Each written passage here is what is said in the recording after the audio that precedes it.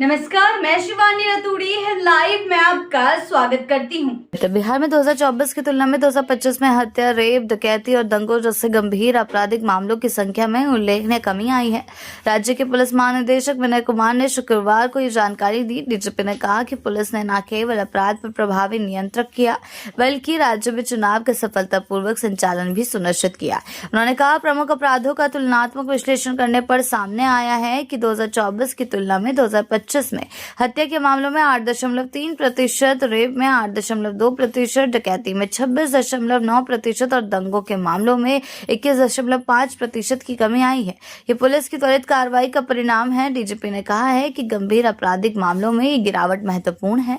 DGP के अनुसार 2025 में हत्या के 2,556 मामले दर्ज किए गए, जबकि 2024 में ये संख्या 2,786 थी।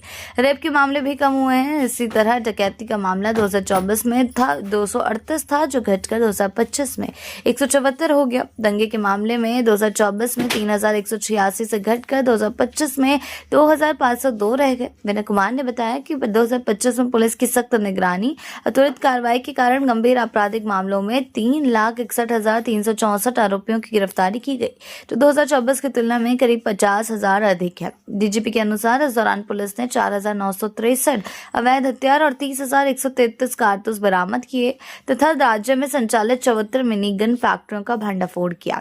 भ्रष्ट आचरण में लिप्त पुलिसकर्मियों को कड़ी चेतावनी देते हुए डीजीपी ने कहा, वर्दी पहनकर अपराधियों जैसा व्यवहार करने वाले पुलिसकर्मियों को किसी भी कीमत पर बर्दाश्त नहीं किया जाएगा। हमारे पास 13,000 उप निरीक्षक हैं और उनमें से कुछ के लोग यदि अवैध रूप से पैसा, सोना या अन्य रिश्वत लेते हैं तो हम इसे सहन नहीं करेंगे। ऐसे कर्मियों पर प्राथमिकी दर्ज कर उन्हें जेल भेजा जाएगा और सेवा से बर्खास्त भी किया जाएगा।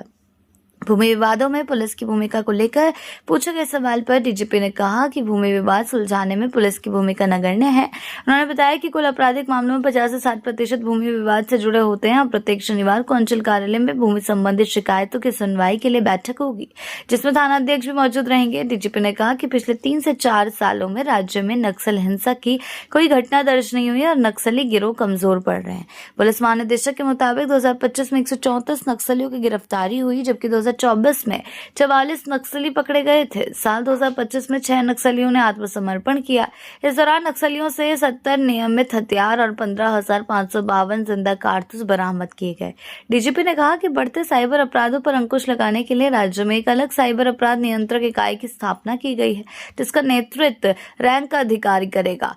पुलिस महानिदेशक के अनुसार 31 दिसंबर 2025 तक एनसीआरपी हेल्पलाइन पोर्टल 1930 पर 27.96 लाख साइबर संबंधित शिकायतें मिली और विभिन्न साइबर थानों में दर्ज 6,319 मामलों में 1,050 साइबर अपराधियों को गिरफ्तार किया गया।